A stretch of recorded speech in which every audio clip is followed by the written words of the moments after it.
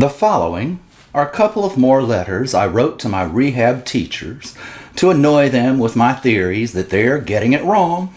Only I know best. Oops.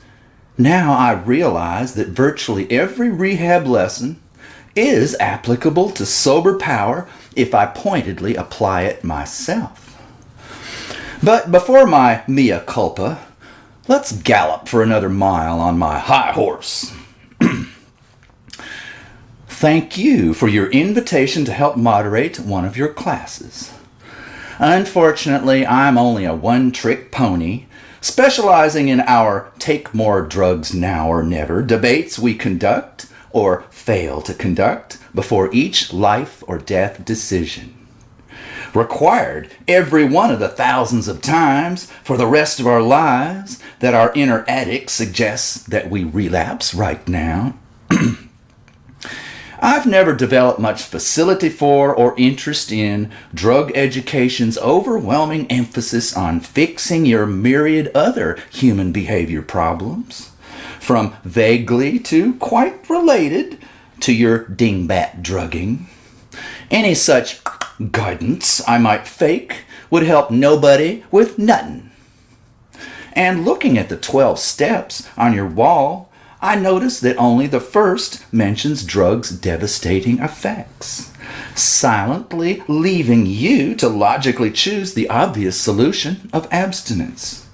Except, of course, you remain powerless without doctrine, religion, and God to dictate every second of your future to you.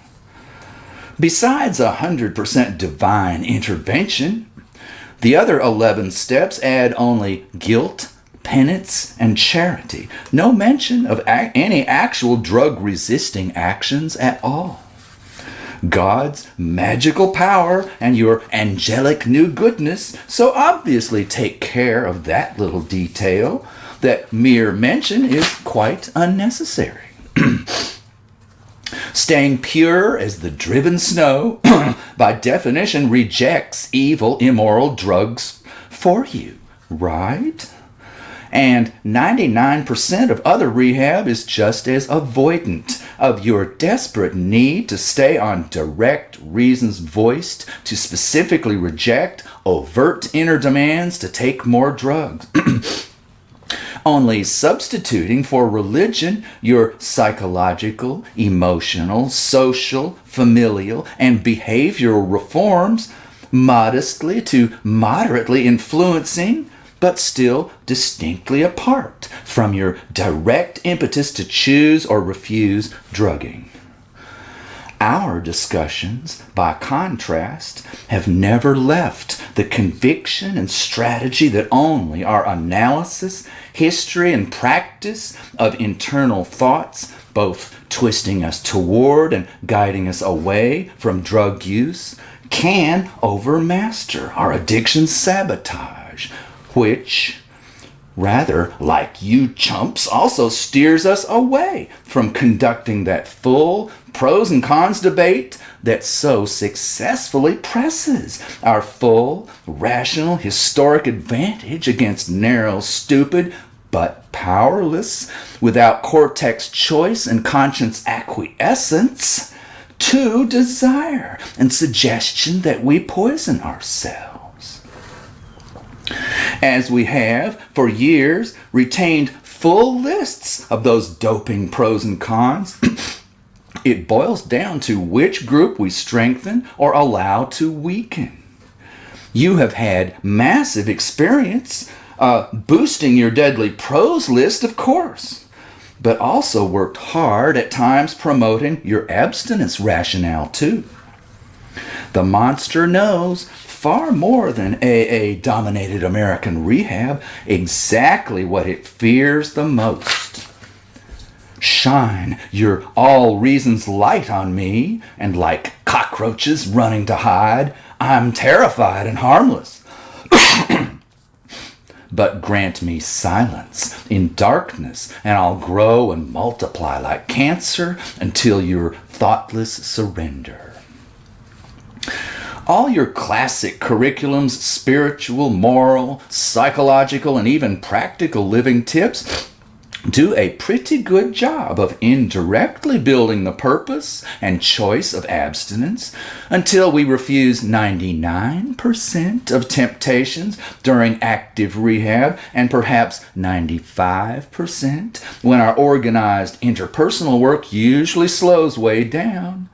And other than the aforementioned 12 steps of virtue, we've never covered the self-logic and discipline of abstinence. Too bad we're not taught to practice our own crucial internal repair of our thought imbalance, the beast won every day of our active addiction career.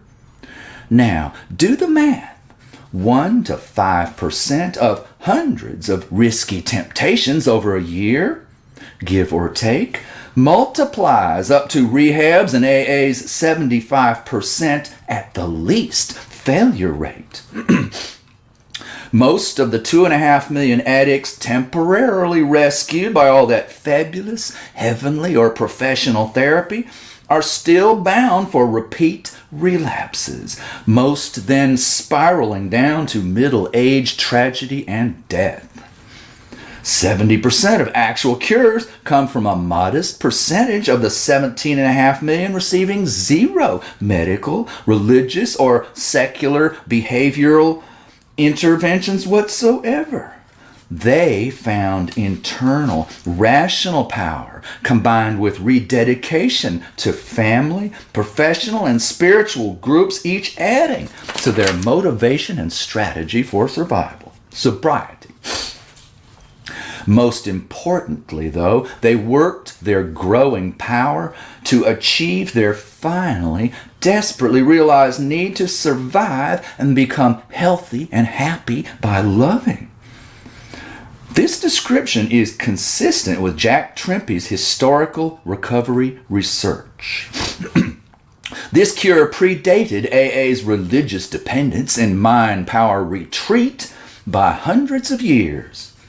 The self-preserving drug beast inside of every addict, and apparently infiltrating a fair number of schools and teachers' agendas too, advises never structuring a single class to cover nothing but 10 bullshit schemes to trick us into relapse and 50 fabulous arguments to tell all drugging ideas that the jig is up, you lose. Said neglected class would also demand a few minutes a day of your equivalent homework. Don't you know that a lot less of this dead-on rehab would help many more students keep themselves clean forever? Oops, there goes your extra business. Though every teacher I've ever known had a heart of gold, and I never even met the corporate rehab hack who didn't still love healing more than stock options. My next letter finally tires of my breathtaking critical arrogance, and I qualify my view that drug education does not directly prepare us to permanently defeat the monster. Most of your excellent help could fend off the danger if we also deliberately knifed each lesson into the heart or gut of the alluring beast itself. So please accept my apology for suggesting that rehab generally avoids relapse prevention. Actually, most such classes do frequent the arena of mind improving to choose sobriety. So to fully connect our good education to my obsession with brain dialogue to beat an imminently threatening relapse, I must simply think, discuss, or write a short summary of each lesson to practice as a relapse prevention argument. For example, how about a drink? No, my polite assertiveness and new considerate treatment of others give me deep happiness and positive social emotional rewards that I would instantly lose forever if I slammed that first of a billion beers. all for short buzzes that never last, and disaster and death that do. In my defense, I still wonder if our lovely reforms will always be remembered, valued, and used as weapons at moments of true danger, especially if we don't actually practice their expression against the enemy. Better do it, damn it! That's my little contribution. Yours and AA's are all those lovely, sober-strengthening lessons. Now, every class and meeting can give me more lasers to fry relapse, as long as I use my summarizing and battle directing skills and share them with others too. My interaction with my drug class curriculum and teachers has thus made me reevaluate my claim that rehab can only fix your life but not your most dangerous mental malfunctions causing relapse. I now understand that every lesson can be used, if we choose, to pound the bad guy as if he's threatening right this moment. This lesson is not just for our safe, smooth classes, but should be repeated later when actual combat, not just simulated scrimmage, is needed during those many moments when real temptation rears its pretty head. Though the army that wins also prepares beforehand with war games, just as the beast also knows with its endless subconscious and conscious forays, and it needs only one win in 1,000 to kill you dead. Now you get it? Out-train the bastard! This goes to the heart of the research I will ask you to join. Much of our day and our stronger, wiser, recovering life contains fuel, firewood for a magnificent blaze, such as our ancestors used to keep their deadly wolves at bay. Each day in your arenas of work, love, health, ideas for recovery help, or debate with your drug beast, you'll find the sticks to rub together, sparking your love power inferno again, even when no danger presents. So when the real beast charges, you'll always be able to ignite your roaring fire in seconds. At AA and rehab classes, I mostly hear, even from the most devout 12-steppers, about their ever greater discovery of personal, intellectual, and emotional, practical vibrancy and power. History reviewed, never to be repeated. Their present imperfect but improving above merely good. Always lifted by active love with zero chemicals. And hope, freedom, adventure, and fulfillment lighting their future. Promised by simply keeping up the easy installment payments. Sheer constancy and fully flexible original thinking. So every next vignette gives a couple of strong, loving lessons virtually matching up for our lives and against our beast. Good thing, because that saboteur won't ever stop sneaking up from our low-life memories and urges. In so many 5-minute talks, we hear the entire roller coaster biography. Victimization finally becomes revolution for mastery. With the latest couple of love, wisdom, and course corrections, drug the dingbat again stories, just for fun.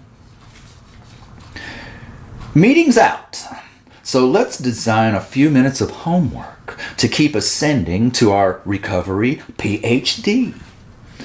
Haven't you heard of all the research proving that life's quality, quantity, health, success, and happiness all track higher and higher only as you keep adding to your education, especially self-study? And to perfect, specialize and practice. So in our little school's minutes a day, we keep earning A+ for machine gunning drugs. Listen closely to a few of those long speaker meeting stories. Defeat turned to redemption. Hear the adventurers review their roughest contests again. They drove across the county. 10% to help you and 90% to keep themselves well by reviewing and refighting their war. Your turn. You must tell your stories, old ones and new ones, of overcoming danger with higher thought, human and divine, to yourself, alone with your beast, to kill it again and again. If no rehab place ever made you write and speak your whole life story, your original loves, stresses, advantages, and hindrances, then your addictive descent, recovery efforts, and future you will win, you are overdue to write your story for your voice and heart. Now you'll have available a rush of conviction, history to happily ever after, to compress into the 60 seconds after your beast mounts a particularly dangerous attack. With a little practice, your hyper-speed life review becomes a tidal wave, a tsunami, to knock your beastie beach bum off his surfboard. Each speaker's life story tells of profound genetic compulsion, finally overcome with determination to abstain, love, and keep thinking. I've never yet heard one with Bill Wilson's claim, "I was powerless, helpless, and doomed until God lifted me in a column of blinding light." Bill's life story descended to especially menacing health threats and a myriad crushing relapses. Don't doubt that magic saved Bill. But don't die like millions waiting only for his miracle. You already have God's loving wisdom and power inside your useful brain. Use it. Every other AA life storyteller says nothing about falling limp upon religion's bosom. Instead, everyone reports, "My circumstances were finally utterly destroyed by my drugs until I faced both jail and death. Good people, often agents of the law, stopped me, helped me, and pushed me into detox, where I was forced to realize that survival and happiness is drugs was only my genetic monster's killer lie. Suddenly I had only one theory left to try, the precisely opposite truth that had been tantalizing my dying but not dead common sense through my worst years of addiction. The same beseeching truth shining in the sad eyes of my faintly hopeful, helpful loved ones through my terrible descent, that my real survival, true happiness, perfect purpose, and exact design of my only possible future is no drugs, not one dose, ever again. Many of these storytellers seem to impart, with virtually zero words, their support from God's divine Spirit, but then spend the entire hour describing the learning, helping, and loving of their growing human capacity.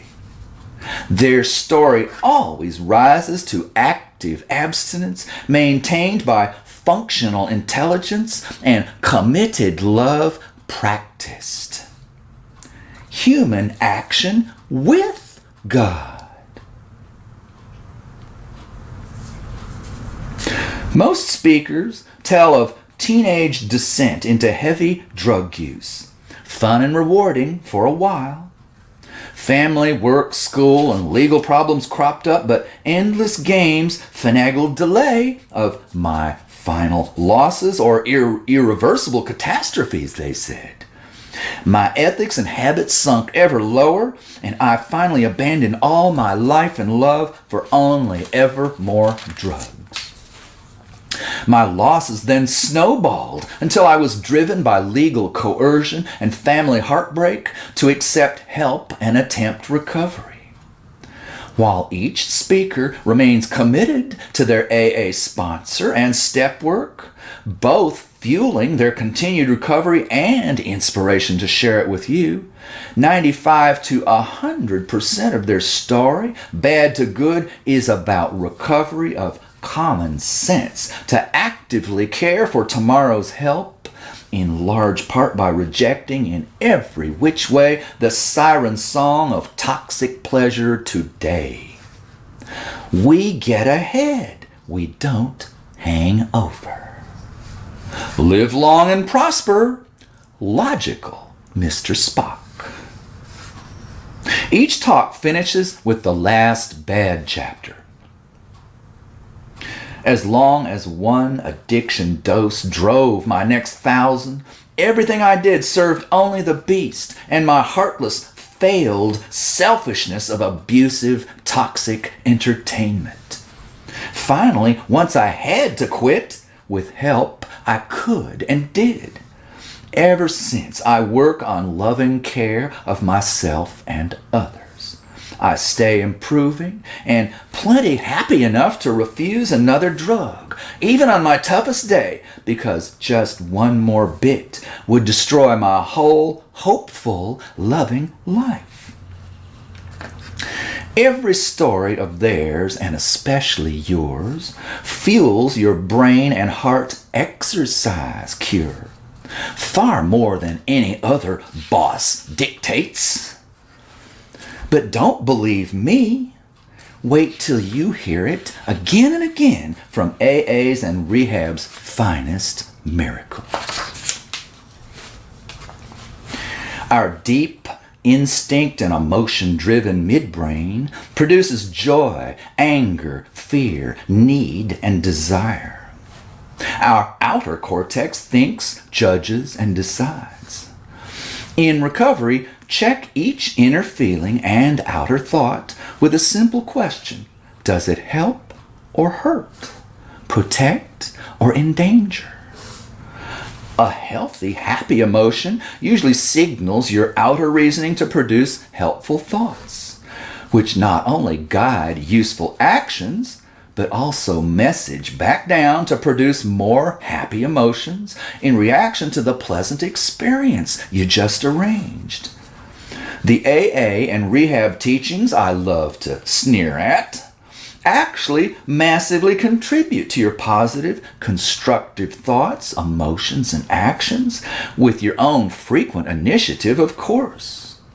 Your life gets way more rewarding and a lot less broken, so an ever smarter you is less inclined to fix it with drugs. Us addicts steadily pursuing and achieving recovery dramatically reduce, but never eliminate, negative emotions and their allied thought conspiracies, which propose feeling better with more hair of the dog. Tens of millions of us are inspired by our very therapeutic rehab lessons and efforts to months to years of abstinence, yet then still relapse for one treatable, preventable reason or another, such as 1. Every fix-up except addictive voice recognition and rational defeat practice was diligently pursued, leading to successful beast ambush. Nice try, but you die. 2. A major fraction of us have some historic hurt we have insufficiently healed from, endlessly fueling negative emotions. One rehab center, Passages, for a large fortune, smothers you with doctor specialists for each major historic emotional malady you may have, and claims that most of its graduates find peace and happiness without more drugs. If your sponsor can't solve all your problems, find a pro counselor to fit your budget, or you'll likely medicate your chronic misery. 3. You keep committing suicide by tobacco, French fries, couch wallowing, an abusive job, an abusive relationship, or all of the above. Drug abstinent or not, and eventually, let's bet not, you're still a dying addict. Try breathing oxygen, eating right. Drop the electronics and lift your legs. And work a plan to get away from work and people that pain you. Nursing's modern theory is called the care plan. Experts advise, but you approve and carry out the plan. Step 1 is data. Every historical detail of your problem. 2. Study the whole batch and form a hypothesis. What's wrong? 3. Your solution, your therapy action plan writes itself, because study of your devastating history's cause and effect beautifully persuades you to remove every nasty cause and replace them with damn near the exact opposites, almost surely beneficial actions. 4. Get and stick to it 5 times longer than your entire history of screwing up. Any part of your hypothesis and action plan that doesn't work as brilliantly as it should is reevaluated. Adjust the experiment. But all steady, good results prove your hypothesis of the problem and your action plan to fix. So you've nailed life's whole marathon. Just keep the faith and corral the beast, baby. May I offer a few details for your plan? Regular, if not frequent, AA or other self-help collaboration benefits enormously, as we have well covered. I fanatically recommend your own rational exercises, of course.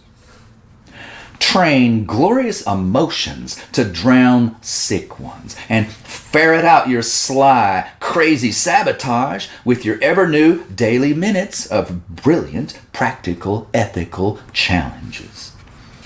100% of relapse count on you stopping that. Don't. Ever. Join my study to prove what millions have already accomplished. Inner loving every day keeps your druggy beast away. My speeches were written to add to your arsenal. Every 1 hour of love is earned by 1 minute of war on your enemy.